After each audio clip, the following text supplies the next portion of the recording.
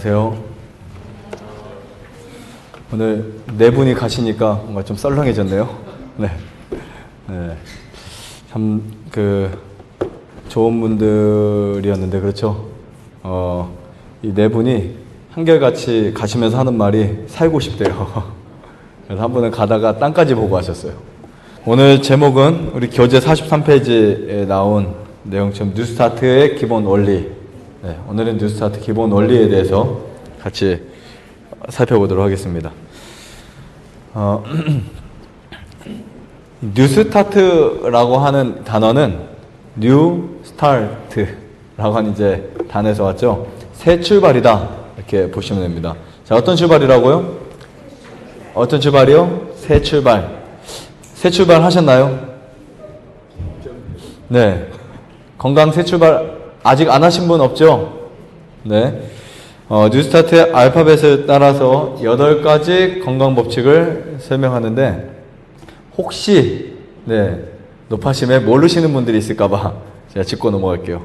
뉴스타트의 그 앞에, 알파벳을 따서, 너트리션, 뭐죠?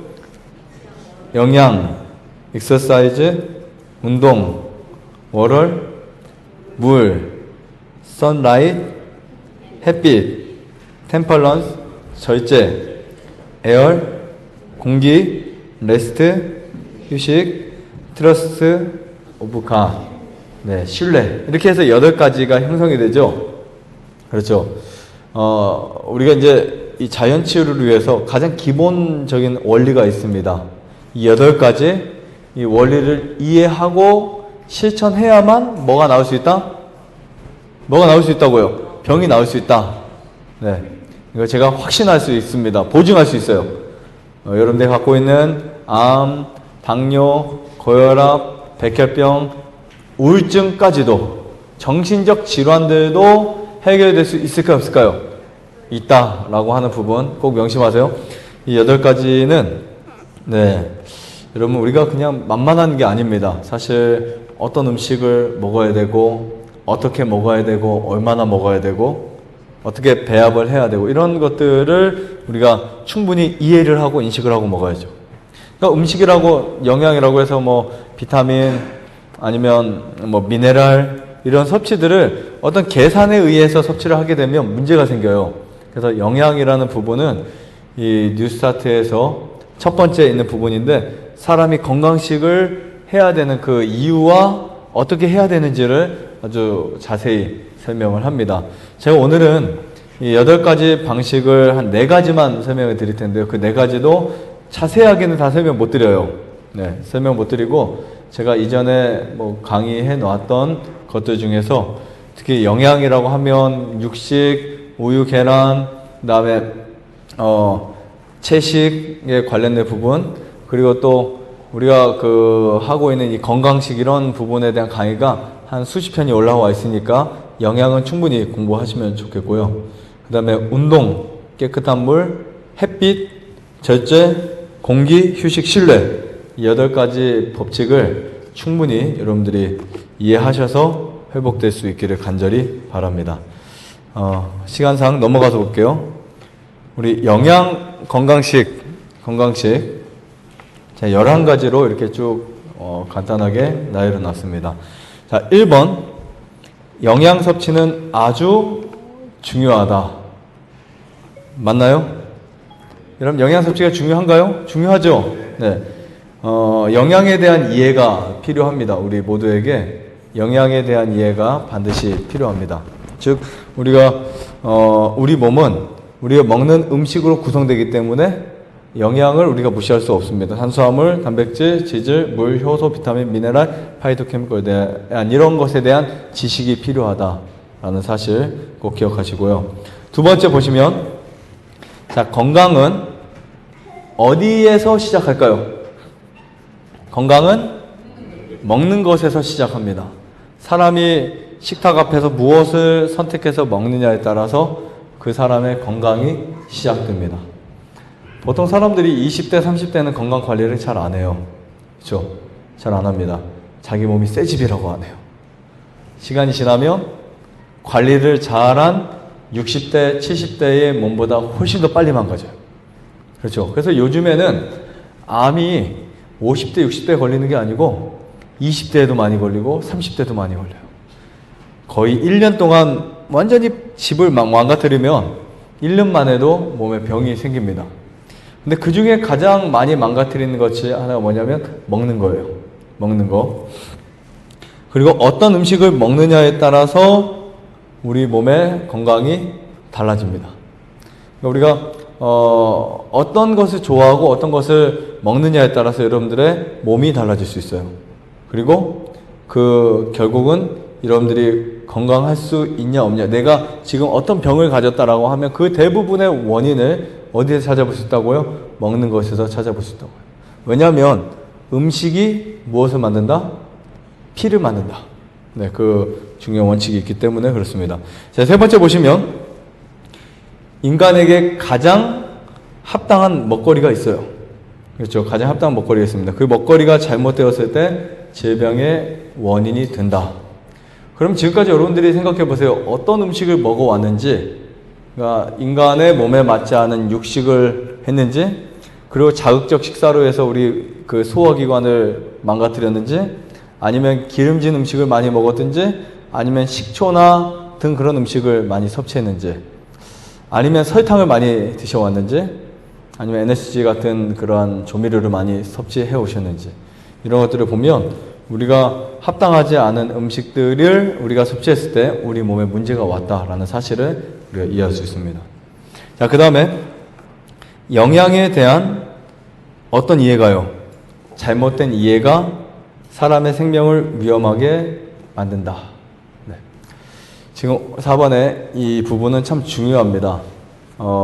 우리가 영양에 대한 잘못된 사고가 형성이 되면 어떻게 하는 줄 아세요? 비타민을 사 먹어야 되고, 그 다음에 매일 녹즙을 짜 먹어야 되고, 매일 레몬즙을 마셔야 되고, 아니면 매일 어떤 단백질을 섭취해야 되고 영양소를 사 먹어야 됩니다. 영양에 대한 잘못된 이해가 생겨버리면 어떤 음식들은 직접적 암의 요인이 되는 것들도 있고, 우리 간에서 그것이 부담이 되는 것들도 있고, 신장에서 그것을 해독하지 못하는 것들도 있어요. 폐에서 그것을 또 싫어하는 것들이 있어요. 그래서 우리가 영양에 대한 이해를 잘못한 순간 우리 몸은 고생하게 됩니다. 자, 그리고 밑에 보시면 영양은 많이 섭취하는 것에 중심을 두지 않습니다. 우리 모유와 우유의 차이점이 뭔지 아세요? 모유는 사람의 젖이고 우유는 소의 젖이다. 이거 막연한 대답이겠죠. 모유와 우유의 차이점은 그 성분을 보면 그 안에 성분의 단백질의 양이 다릅니다. 그러니까 모유가 우유보다 훨씬 더 단백질이 훨씬 더 뭐라고 하셨어요? 적죠. 네. 그러니까 사람은 사람에게 필요한 양만큼만 먹고 살아야 돼요. 아이가 엄마 젖은 아주 상당히 적은 양이라고 말할 수 있는 거 아닙니다. 사실은. 네. 아이에게 맞는 양의 단백질이 들어있는 거예요. 우리 소가 그 덩치를 유지하는 데 있어서 뭐 고기를 먹나요? 아니면은 빵을 먹나요? 풀을 먹잖아요. 그러니까 소에게는 지금 뭐가 합당한 음식이라고요? 풀이 합당한 음식이라고요. 사자에게는 뭐가 합당한 음식이라고요? 육식이 합당한 음식이라고요. 이렇게 해서 우리가 영양은 많이 섭취하는 게 중요한 것이 아니라 오히려 적게 섭취해도 흡수되는 게 중요하고 우리 몸에 필요한 양이 세팅되는 게 중요하다라고 보시면 됩니다. 자칫 잘못하면 우리가 먹은 영양소들이 우리 몸에 뭐를 만들 수 있냐면 독소를 만들 수 있어요. 독. 그래서 필요 이상으로 먹는 영양소들은 독이 될 수 있습니다. 6번째 보시면 영양 섭취에서 중요한 거, 가장 중요한 원칙이 있어요. 영양 섭취에서 중요한 것은 채식이냐 육식이냐 이 둘 중에 하나를 선택하는 거예요. 그럼 육식의 범위, 고기를 먹는다. 즉 고기를 먹지 않는 이유가 뭘까요? 물론 생명이 불쌍하고 인간의 여러 가지 인간의 윤리에 맞지 않고 이런 여러 등등의 이유가 있지만 그냥 우리 몸만 봐도 인간의 소화기관과 맞지 않다. 라고 하는 부분은 이해할 수 있어요. 그러면 육식이라고 하는 부분 제가 범위를 이렇게 저는 말합니다. 육류, 생선, 어패류, 그다음 바다의 굴, 그리고 또 뭐가 있죠? 굴 말고 조개, 그리고 또 우유, 계란, 그런 것들이 들어간 모든 가공식품들까지 저는 육류로 제가 그냥 분리를 해놓고요. 그 다음에 채식은 그냥 온전한 채식, 네, 채식을 이렇게 말합니다. 우리가 그런 육류를 버리고 곡식과 과일과 채소와 견과 근체류를 선택하는 것이 가장 합당한 방법이다. 이렇게 이해하시면 됩니다. 자, 7번째. 질병의 대부분 우리가 그것을 쭉 추리해 보면 영양 불균형에서 오는데, 네, 불균형에서 오는데 영양 과다와 영양 부족에서 온다. 즉 영양의 불균형에서 오는 거예요. 그래서 우리가 보통 탄수화물이 좋다 나쁘다, 지방질이 좋다 나쁘다, 단백질이 좋다 나쁘다 이런 말이 있어요 없어요? 근데 여러분 비타민도요 과하게 먹으면 독이에요. 네, 과하게 먹으면 비타민 많이 먹어도 사람 사망할 수 있어요 없어요? 있어요. 우리 옛날에 인도에 비타민 굉장히 많이 공급했는데 탈라서 죽은 아이들이 있었죠. 그러니까 어떤 것도 과하면 독입니다. 그래서 우리 인간은 뭐가 좋다 안 좋다 그것도 중요하지만 그것을 합리적으로 또 합당한 양을 딱 이렇게 해서 먹는 것이 지혜롭게 식생활을 하는 것이라고 이해할 수 있습니다. 8번째 보시면 단순하게 먹는다고 절대로 영양이 부족하지 않다. 우리가 함께 식사를 할 때 뭐 5가지, 4가지, 심지어 서너 가지를 드시더라도 매 끼마다 그것이 바뀌어서 먹는다면 네, 영양 부족은 없다라고 이해하시면 됩니다. 나중에 집에 가시면 8가지까지 안 드셔도 돼요. 4가지, 5가지 정도 드셔도 충분합니다. 밥, 반찬 2개, 견과류, 뭐 볶음국수 뭐 1가지 곁들여서 드셔도 영양은 충분합니다. 우리가 잘못된 이해 때문에 사람 골고루 많이 먹어야 돼 라고 하는 이 사고방식에서 사실 질병이 온 거거든요. 단순하게 먹으면 훨씬 더 좋습니다. 그리고 대신에 매 끼마다 음식을 좀 변화를 주시는 거 아주 중요하죠. 매 끼마다 자꾸 변화를 주세요. 그래서 우리 소화기관이 그것을 아주 기쁘게 받아들일 수 있도록. 그리고 중요한 거 구미가 당기도록 드세요. 음식은 맛있게 먹어야 됩니다. 음식을 맛없게 먹는 사람들이 있어요. 그렇죠. 왜 맛없게 먹는지 모르겠어요. 어떤 분들은 음식을 맛없게 혹시 모링가 뿌려서 드시면 맛이 없지 않나요? 네. 어떤 분들은 막 그냥 센 것을 먹느라고 맛없으면서도 그냥 그걸 먹어요. 건강이 좋다니까. 그래서 뭐 익힌 것도 먹지 않고 음식을 맛있게 드셔야 돼요. 그래서 여러분들의 입맛이 다른 잘못된 입맛은 해로운 음식에 식욕이 땡기는 거잖아요. 예를 들면 불고기에서 시작해가지고 짜장면, 짬뽕, 벌써 침 나오죠? 네. 그런 음식들을 저는 한 20년, 4, 5년 동안 안 먹어보니까 이제 맛도 잊어버릴 것 같아요. 네. 그런 음식들을 이제 우리 몸이 자꾸 요구합니다. 계속 먹게 되면 미각신경이 요구하니까. 그런데 그 음식을 끊고 그리고 또 고추, 파, 마늘 이런 자극적인 식품을 딱 끊어버리면 단순한 식물에서 무엇을 느낄 수 있을까요? 맛을 느낄 수 있어요. 그냥 콩나물만 묻혀놓은 것도 맛있고 고구마만 쪘는데도 맛있고 여기 시온의 동산에서 특식이 보니까 떡이더라고 보니까 네, 혹시 어떤 큰 일이 있으면 말씀하세요. 떡 한번 쏠게요. 네, 다 떡 좋아하시죠? 원래 별로 안 좋아하셨을 것 같은데 네, 옛날에 뭐 짜장면, 짬뽕 먹었을 땐 떡이 맛있어요, 솔직히. 그냥 한 젓가락 먹거나 마정을 하죠. 근데 이렇게 먹다 보면은 단순한 음식에 뭐를 느껴요? 매력을 느끼는 거예요. 입맛이 바뀐 거예요. 사람의 입맛도 거듭납니다. 그죠? 입맛도 막 바뀌어요. 바뀌어서 전혀 맛없던 음식을 씹어 먹으니까 맛있어요. 그래서 반드시 음식은 어떻게 먹자? 맛있게 먹자. 네, 아주 맛있게 드세요. 어떤 분들은 익히기도 그렇고 안 익히기도 그래서 설익혀서 먹는 분들도 있어요. 네, 간혹 보면은 더 익히면 영양이 빠져나갈 것 같고 그렇지 않으니 그냥 먹기는 좀 그렇고 익지도 않은 것을 그냥 먹고 있습니다. 그거는 가장 큰 아주 안 좋아요. 익히려면 익혀 드시고 생 거 드시면 조금 생 거 드시는 게 훨씬 낫습니다. 자, 그 다음에 9번째 보시면 육식은 인간의 건강에 불필요한 식사이다. 그냥 또 육식을 말하는데 육식은 인간이 먹지 말아야 되는 것뿐만 아니라 불필요한 것뿐만이 아니라 육식은 우리 몸에 무엇을 만든다? 병을 만든다. 네. 거의 대부분의 암의 원인 저는 육식으로 뽑습니다. 그러니까 육식의 문화의 이 삶들은 대부분 그 삶 자체가 사람을 병들게 만들어요. 사람을. 지방간이 혹시 있는 분이 계세요? 지방간? 정상 체중 이상으로 나가는 분들은 거의 웬만하면 지방간이 있습니다. 예를 들면 키는 170인데 몸무게는 80kg다. 네, 그러면 뭐를 의심해야 될까요? 지방간이 있어요. 지방간이 있는 분들은 육식만 끊어도 지방간이 해결될 수가 있습니다. 그럼 10번째 보면 암 환자에게도 어린아이에게도 한참 힘을 써야 한 젊은 사람에게도 자연 채식이 주는 영양 공급은 너무나 훌륭합니다. 그러니까 영양이 많이 필요하다고 암 환자는 그러시죠? 꼭 그렇지 않습니다. 아이도 많이 필요해요.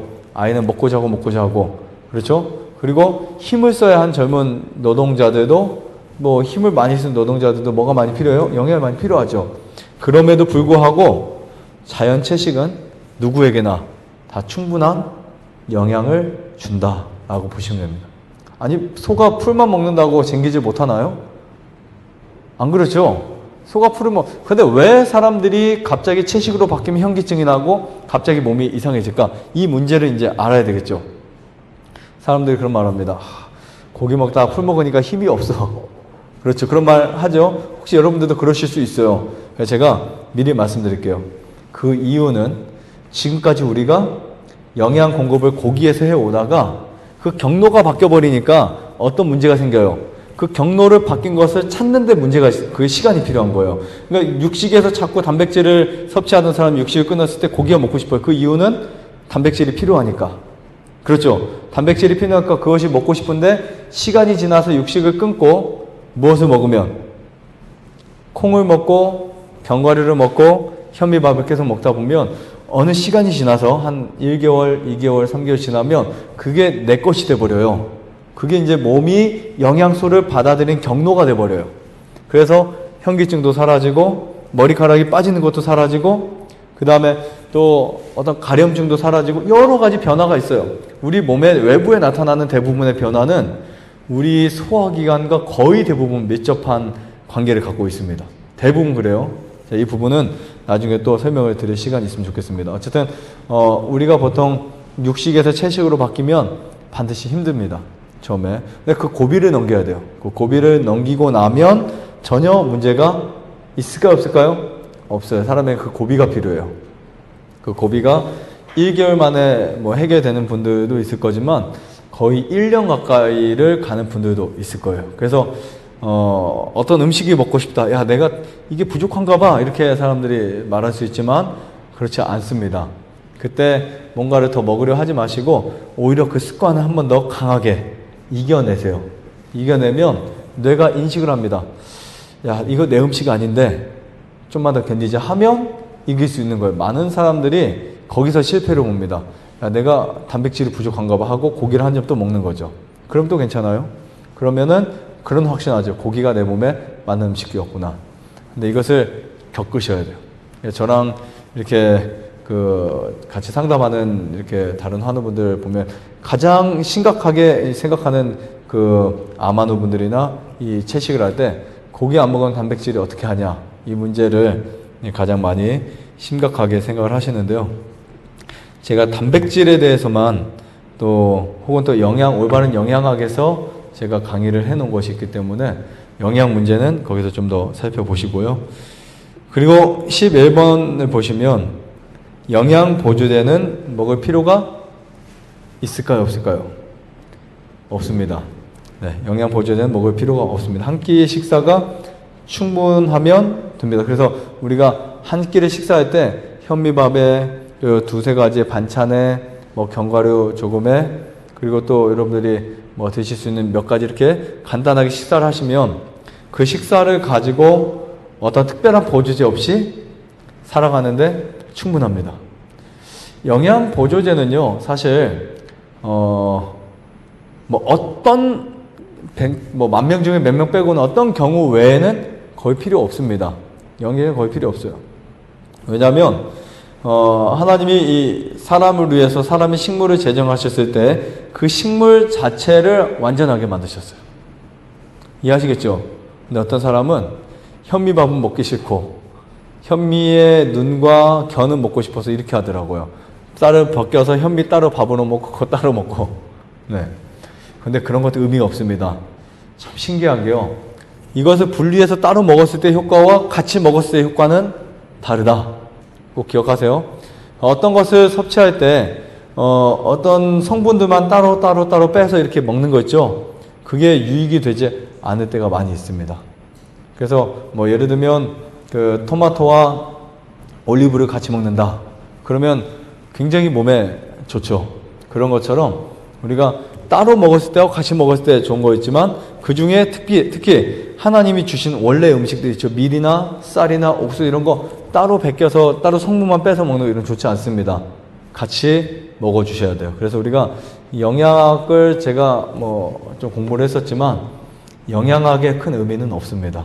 하나님이 주신 음식을 감사하게 먹는 게 최고의 우리가 잘 건강식을 하는 방식이고요. 야, 어떻게 내가 단백질, 탄수화물, 지방질을 어떻게 이렇게 잘 먹을까라고 어떤 이해는 필요하긴 한데요. 그것이 너무 극단화되다 보면 사람들은 그 영양 섭취가 이원화되면서 그 영양 밸런스에 문제가 오게 됩니다. 그냥 여러분 현미밥을 드시면 그 안에 탄수화물도 들어있고 지방질도 들어있고 단백질도 들어있고 효소도 다 들어있어요. 이해하시겠죠? 혹시 영양제를 사서 드실 때 여러분들 그 뒤에 표기를 읽어본 적 있나요? 몇 가지 뭐가 들어가니 궁금하지 않으세요? 그렇죠? 궁금하죠? 그래서 뒤를 딱 이렇게 열어보면 그 뒤에 뭐 이렇게 뭔가 다 들어가 있잖아요. 그렇죠? 무슨 성분 뭐 쭉 나와 있죠. 그거 다 외우지도 못합니다. 근데 그래서 제가 몇 가지를 보고 그 숫자를 세봤어요. 가지수를 세봤어요. 몇 개가 들어있는지. 그러니까 어떤 것은 뭐 80개, 어떤 거는 120가지, 어떤 거는 60가지 막 이렇게 들어있더라고요. 근데 학자들이 연구한 결과 우리가 먹는 상추 잎사귀 하나, 깻잎 잎사귀 하나, 현미쌀 하나 이런 식품들에는 1000가지 이상의 성분들이 들어있대요. 고작 80가지 들어있는 영양소 20만, 30만원짜리 먹고 우리는 야, 나는 이거 먹고 있다라고 말하지만 사실은 여러분들이 가치를 상수 잎사귀 하나에서 훨씬 더 많은 값어치가 있는 것을 모르고 드신 거예요. 그렇죠? 상추를 잘 조제해가지고 그것을 뭐 10만원짜리 해도 우리는 속고 먹을 수 있지만 그 상추를 먹을 때 뭐라고 생각해? 잎사귀 하나 보면 500원짜리 상추, 300원짜리 상추, 뭐 3장에 1,000원이면 300원짜리고 5장에 1,000원이면 200원짜리고 이런 계산으로 우리가 음식을 먹으니까 치료가 안 되는 거예요. 이해하시겠죠? 진짜 치료는 그 속에 들어있는 이거 값으로 매길 수 없어요. 여러분 상추를 여러분 1,000원치 사서 먹는다거나 1,000원짜리 상추를 먹었다 이렇게 생각하면 치료가 안 돼요. 그 상추의 가치를 아셔야 돼요. 그리고 그 현미의 가치를 아셔야 돼요. 이거는 돈으로 환산될 수 없습니다. 그냥 우리가 매겨지는 금액이지 진짜 현미밥 한 공기가 20만 원이라고 해도 과언이 아니에요. 아니 일본에 가면 있어요 없어요 그런 거. 일본에 기무라 씨가 사과 농사를 져서 그 야채 사과 스프를 얼마에 팔아요? 20만 원씩 팔잖아요. 어디지? 그 매점에서 뭐 그 사람이 한지 모르겠지만 20만 원씩 파는데 그걸 먹기 위해서요. 저기서 줄을 서야 돼요. 1시간, 2시간 동안 줄을 서서 20만 원을 내고 사과 스프 한 대접 먹고 끝나요. 그 20만 원짜리가 그거예요. 이해하시겠죠? 네. 여러분 참 우리는 우리가 먹는 음식에 대해서 이게 영양이 있냐, 영양이 적냐 굉장히 많이 이런 생각을 해왔지만 사실은 여러분들이 오늘 하루 드셨던 음식 속에서도 여러분들의 몸을 구성할 수 있는 모든 영양이 들어있었다라고 이해하시면 돼요. 그래서 우리는 어떤 것을 인식하느냐에 따라서 내가 지금 하고 있는 것에 대한 확신을 얻을 수 있어요. 그렇죠? 이런 분이 있어요. 금식을 절대 못하는 분인데 밥 한 끼만 안 나와도 배가 고프고 성질나고 막 소리 지르는 남편분이 있었는데 여기서 이제 금식 디톡스를 해야 된다니까 저는 한 끼도 못 굶는데요 라고 이제 말하더라고요. 그래서 금식이 왜 좋고 디톡스가 왜 필요하고 이런 거 쭉 설명해 주니까 이분이 이제 확신을 얻고 다짐을 하고 그래 3일 금식할 거야 해서 나중에 5일까지 했어요. 그래서 제가 중간에 그랬어요.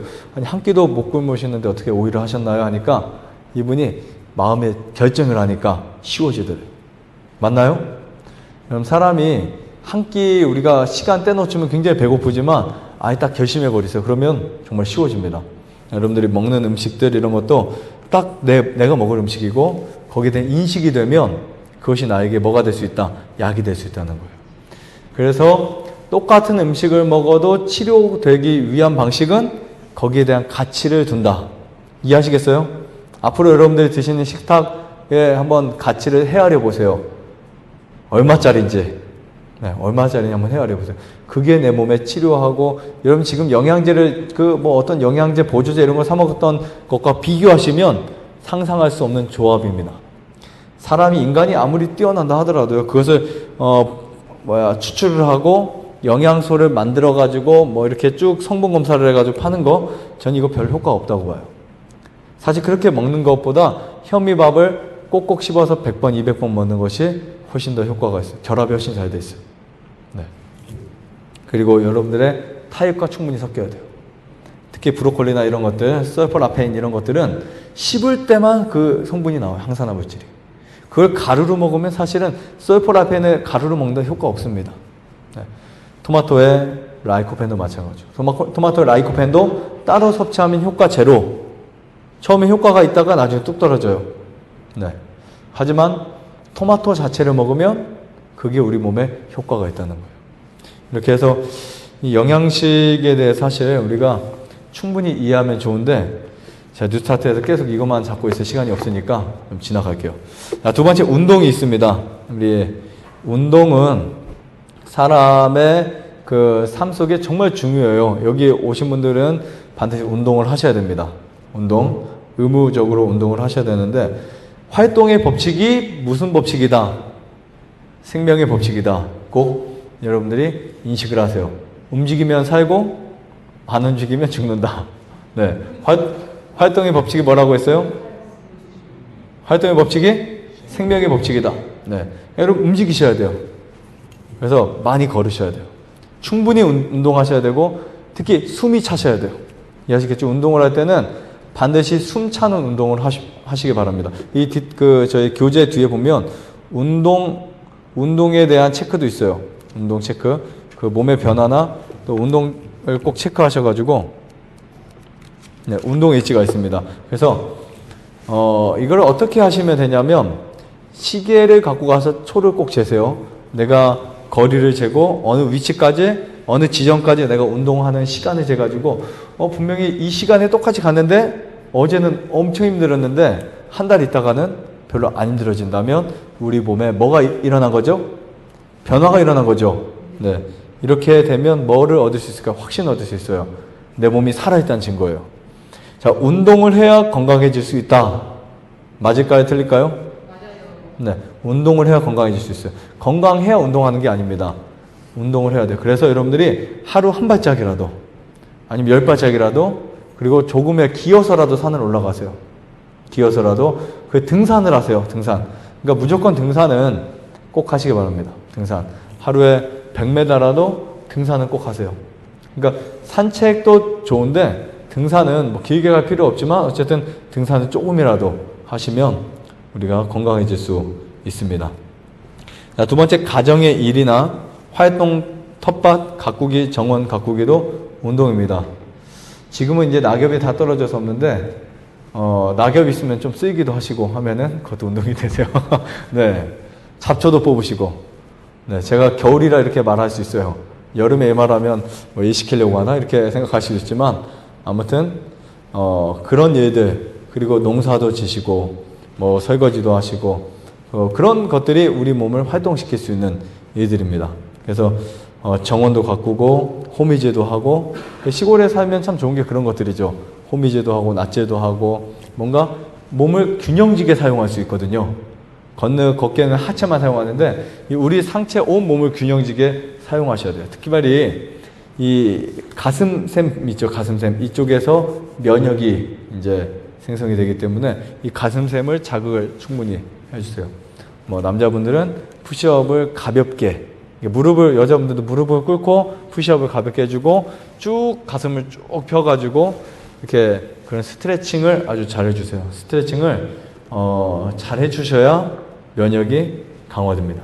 스트레칭 하실 때 몸을 충분히 뭐라고 해야죠? 충분히 찢어주셔야 된다. 네, 충분히 이렇게 쭉 그냥 내 몸이 근육이 쓰지 않았던 것 같이 쭉 유연하게 늘려주세요. 네, 유연하게. 자, 그 다음에 운동은 규칙적으로 해야 하는데 너무 틀에 박힌 운동보다 자연스럽게 운동을 하시는 게 좋습니다. 운동은 보약이라고 제가 강의한 적이 있습니다. 보약이라고 강의한 적이 있는데 이 말은 뭐냐면 운동도 사실 처방이 필요하다라는 말입니다. 이해하시겠어요? 운동도 뭐가 필요하다? 처방이 필요하다. 그럼 스스로 처방하세요. 네, 스스로. 운동을 처방하시는데 내 몸에 맞는 운동, 내 몸에 맞는 양, 그거 정말 중요합니다. 그러니까 운동을 지나치게 해가지고 활성산소를 만들 수도 있고 운동을 너무 부족하게 해서 문제를 생길 수도 있고 해서 운동을 할 때는 반드시 여러분들이 스스로 내 몸에 맞는 운동을 찾으면서 가는 게 중요합니다. 양도 그렇고요. 자, 과한 운동은 활성산소를 만들게 돼요. 그래서 우리 몸에 유리기가 발생하게 되면 회복하기가 참 힘듭니다. 그래서 과한 운동 하지 마시고 축구, 농구, 배구 이런 것까지는 하실 필요가 없습니다. 등산도 과하게 하지 마세요. 막 10시간씩 타지 마세요. 그냥 조금만 하시고요. 그 다음에 운동 중에 가장 좋은 운동 제가 하나 소개해 드리겠습니다. 걷는 운동입니다. 걷는 운동을 대신할 수 있는 운동은 세상에 없다. 네, 걷는 운동 참 좋은 운동이고요. 자, 운동의 효과를 극대화적으로 얻으려면 뭐가 흘러야 될까요? 뭐가 나야 될까요? 땀이 나야 됩니다. 땀이 나야 돼요. 사람들이 뭐 어떤 열 치료를 하면서 몸이 좋아졌다라고 말하는데 사실 열 치료가 몸이 좋아진 게 아니라 땀 흘려가지고 좋아진 경우가 있어요. 복수차고 황달이 거의 이분은 황달 빌리루빈 수치가 거의 한 20대까지 올라간 분이 있었어요. 근데 부산에 살고 계셨고 이분은 어떻게 도울 수 있을까 하다가 제가 이분에게 급하게 이제 장을 깨끗하게 하는 방법과 그 다음에 이제 숟가루 드시게 했고, 그 다음에 또 한 가지가 이제 땀을 내게 했어요. 모공을 열어서. 그래서 이제 이분이 매일 그렇게 해서 한 열흘, 20일 막 하다 보니까 황달이 빠져버렸어요. 황달이 뚝 떨어져 버렸어요. 수치가 나중에 재보니까 20몇에서 5로 떨어지고, 그리고 나중에 복수도 다 빠지고, 집에서 그렇게 했었는데, 여러분 이렇게 땀을 흘린다는 것은 정말 중요한 겁니다. 땀을 흘리게 되면 여러분 노폐물이 아주 잘 빠지고요. 자, 그 다음에 복식 호흡과 함께 하는 운동은 굉장히 좋습니다. 복식 호흡, 호흡을 할 때 우리가 산에 가면 이 작은 산소 양으로 운동을 해서 폐를 충분히 충족을 못 시키잖아요. 그러니까 호흡을 많이 해야죠. 특별히 여러분들의 습관이 복식 호흡을 하게 되면 평상시에도 복식 호흡을 할 때 훨씬 더 많은 산소가 들어올 수 있습니다. 네, 복식 호흡을 꼭 하시고요. 그 다음에 운동을 할 때 중요한 게 하나가 있습니다. 천연계와 교감하는 거예요. 어떤 분들은 천연계와 따로 노는 분들이 있어요. 네, 따로 노는 분들, 산에 가면서도 그냥 뭐 세상 생각을 하고 사업을 어떻게 하면 잘 될까? 어떻게 하면 나가서 뭐를 먹을까? 어떻게 하면 누구를 미워할까? 이런 생각들을 해서 천연계와 따로 노는 사람들이 있습니다. 천연계와 하나가 되세요. 그 조화 속에서 그게 가장 많은 그 효과가 있고 유전자를 회복시킬 수 있습니다. 자, 그 다음에 운동은 한 번에 많은 양을 해서 아까 제가 운동은 보약이라 그랬죠. 약이라 그랬죠. 약은 처방받아야 된다 그랬죠. 그럼 여러분들이 생각해 보세요. 운동은 첫날 많이 하고 쉬었다, 많이 했다 쉬었다 이렇게 주장하는 사람도 있어요. 많이 해가지고 몸이 아픈 데를 찾아가지고 좀 쉬었다가 또 많이 하고 쉬었다. 이거는 좋은 방식이 아닙니다. 운동은 적게 시작해서 조금씩 늘려나가는 방식으로 하셔야 돼요. 정말 중요한 부분인데요. 운동은 체력에 맞추어서 운동을 하되 운동을 서서히 늘려나간다. 꼭 그렇게 하세요. 그리고 일주일에 하루는 무조건 쉰다. 네, 등산도 하지 마시고 하루는 무조건 운동을 하지 마세요.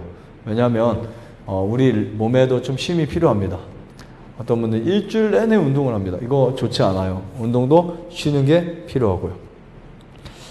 그 다음에 10번째, 스트레칭, 산책, 또 모두 좋은 운동입니다. 이런 운동을 하면서 생명의 의지가 살아날 수 있고요. 11번째, 근육 운동은 조심해서 하세요. 요즘엔 또 유튜브나 이런 데 보면 암 환자 근육 운동 해야 된다. 닭가슴살은 아니지만 단백질 섭취하면서 근육 운동 해야 된다라고, 이제 근육을 키워야 된다라고 하기도 하지만, 물론 근육 운동 좋습니다. 근육 운동 괜찮아요. 우리가 근력을 키우는 거 아주 좋아요. 삽재도 좋고, 아니면 또 호미질, 이거 다 근육을 키울 수 있거든요. 호미질, 삽질, 그 다음에 또 풀을 메고 낫지를 하는 것들, 아니면 설거지 치는 거, 청소하는 거, 다 근육을 키울 수 있는데, 그것이 무리하게 되면 암이 커질 수 있어요.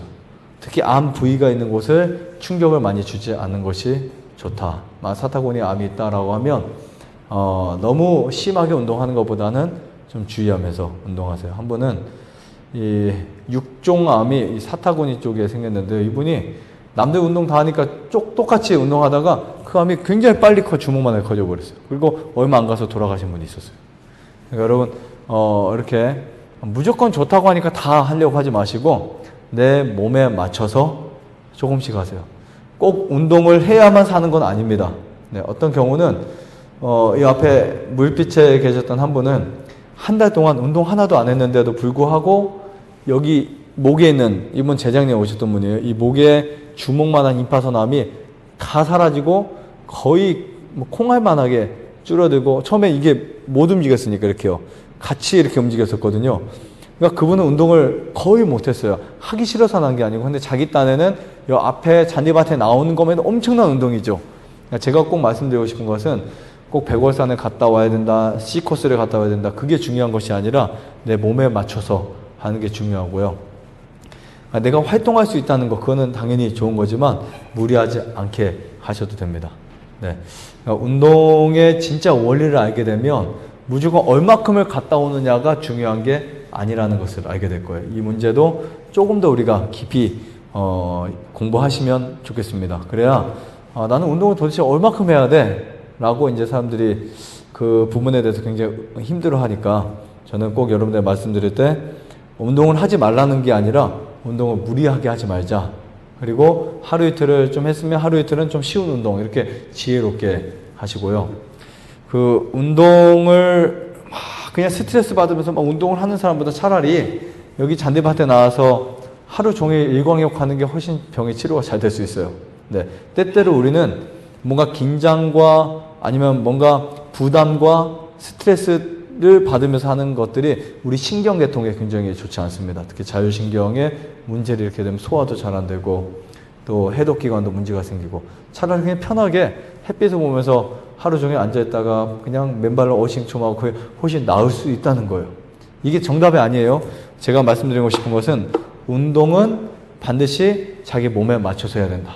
어떤 사람들은 산에 가는 자체가 스트레스가 해소되는 사람이 있지만, 어떤 사람은 산에 갈 때 스트레스를 막 엄청 받으면서 가는 사람이 있어요. 그럴 때는 충분히 조금씩 맞춰서 하시라는 거고요. 어쨌든 뉴스타트에서 운동은 정말 중요하다. 이해하시겠죠? 활동을 해야 살 수 있다. 하루에 한 발짝이라도 걷자. 안 되면 잔디밭에서라도 누워있자. 이런 식으로 여러분들이 조금씩 하세요. 네, 조금씩 하시면 운동이 여러분들에게 아주 큰 효과를 만들어낼 수 있습니다. 한 분은요, 이 임파선 암에 또 유방암에 온 몸이 다 암이었는데, 이분은 작년에 오셨었어요. 작년 가을에 오셨다가 올 1월 달까지 계셨다가 가신 분이에요. 다리가 한쪽이 정말 여자분이 이렇게 부었었어요. 이렇게 부었었는데, 저희가 디톡스 라이프 1기, 2기째 이분이 너무 이 프로그램을 같이 참석하기 힘드니까 좀 쉰다고 가셨어요. 근데 이분이 정말 몸이 안 좋았었거든요. 통증도 정말 심하고, 얼마나 심했냐면 자기 스스로 머리를 다 밀어가지고, 한쪽을 밀어가지고 거기를 막 바늘로 꽂아가지고 부항을 떠서 피를 빼죠. 혼자 너무 아프니까. 근데 이분이 어떤 의지가 있었냐면, 나는 살 수 있다. 네, 이 앞에만 나가도 난 살 것 같다라는 의지로 이분이 이제 매일, 이분은 엄청난 운동을 한다고 하는 그 운동이 잔디밭에 나가서 그 추운 겨울에 뜨거운 파카를 입고 햇빛을 보고 거기서 감사하며 하루 종일 지냈어요. 좋은 공기를 마시고, 어느덧 그분의 부종이 싹 빠졌어요.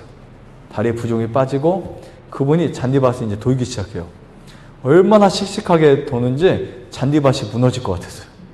네, 한 7바퀴, 8바퀴 그러다가 산책을 하시고, 그러니까 사람이 그렇게 활동력이 생기더라고요.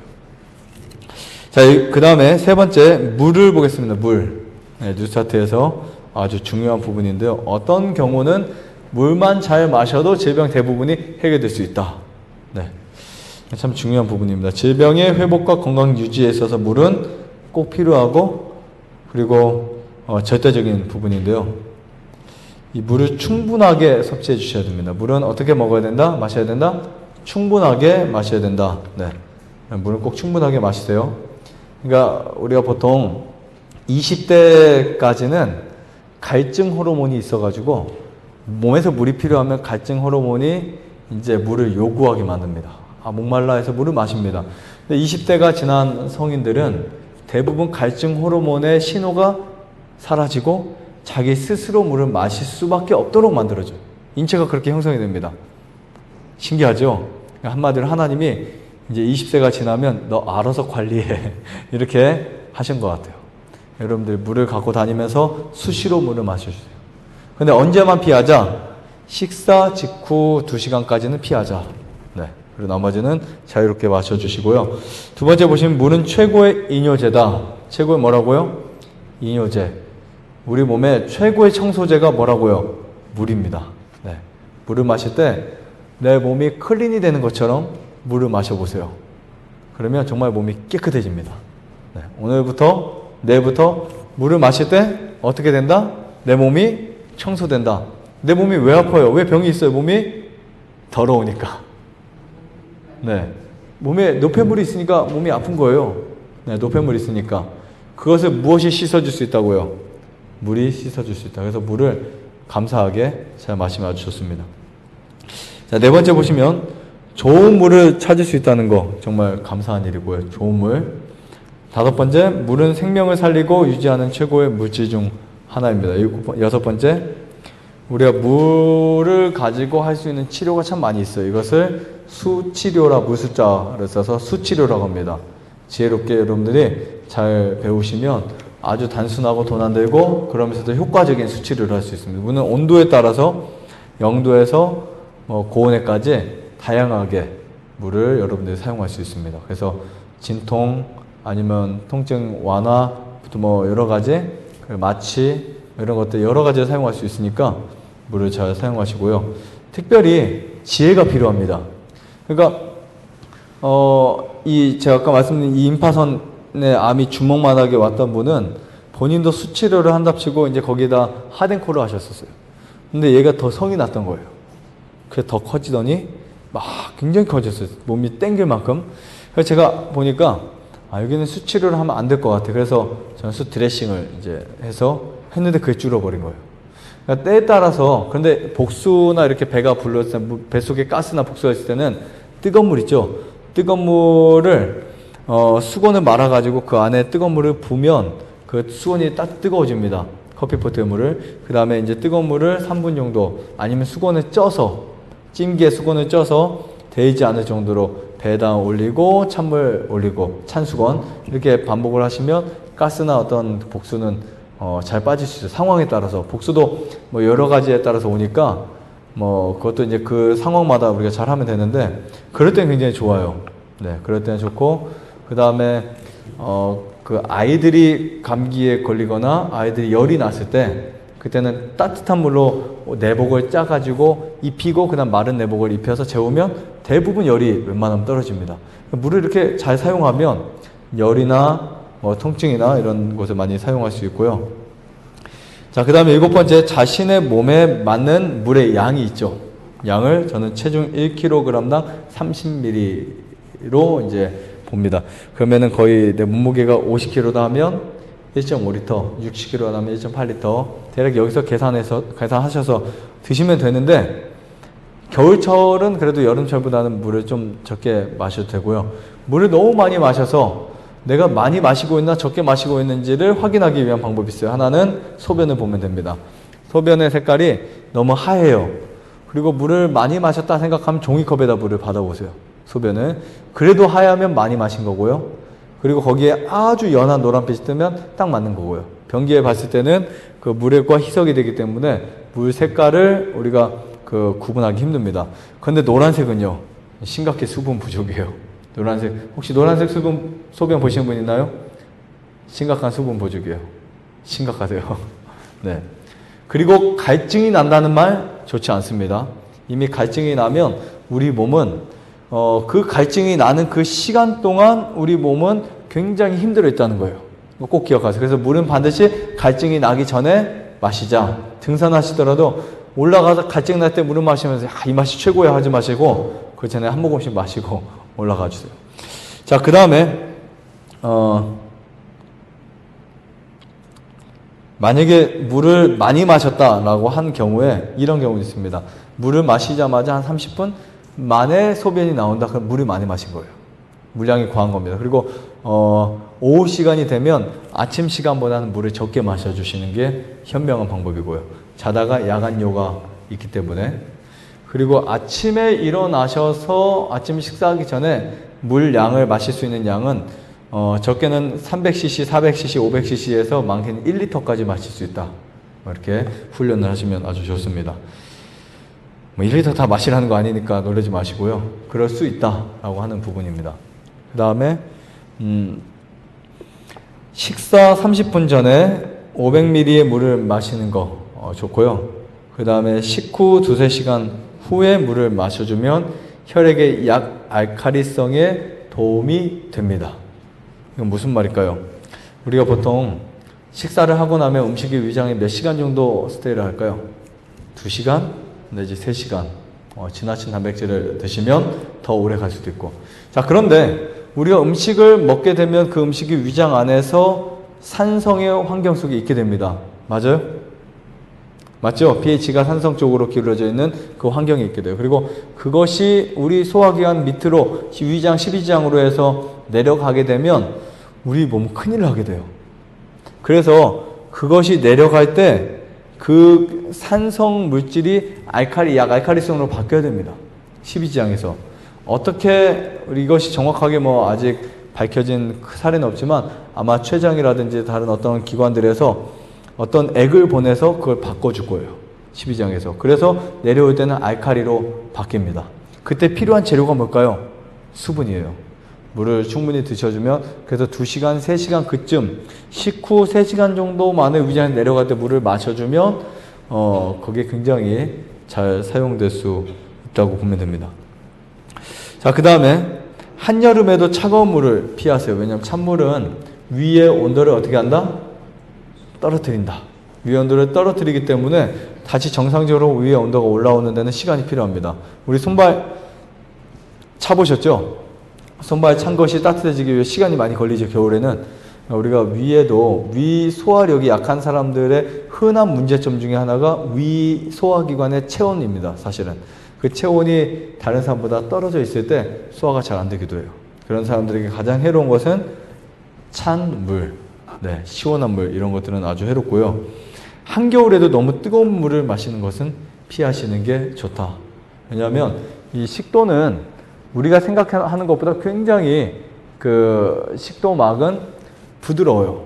그래서 우리가 불면서 마셔도 입에서 넘어가는데 이쪽에서는 뜨거울 때가 있죠. 혹시 어쨌든 여기까지 뜨거운 적이 있었나요? 갑자기 물을 뜨거운지 모르고 마셨는데 여기가 막 싸늘하게 뜨거워요.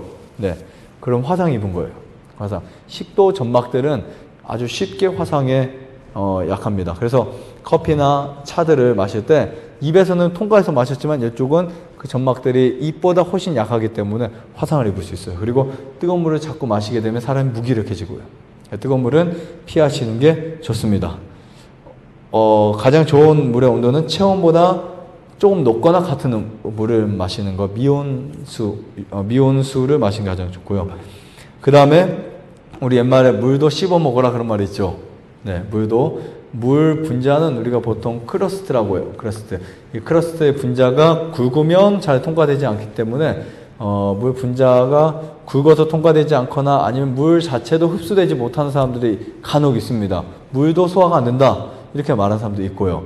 그런 분들은 반드시 물을 씹어서 아니면 천천히 드시는 게 좋고요. 어떤 분들은 나는 물을 마시면 왜 물이 새벽엔 잘 안 들어온다라고 말하는 분도 있어요. 그건 습관입니다. 조금씩 물 양을 늘려주시면 그런 분들도 원래 물이 안 맞는 체질은 없거든요.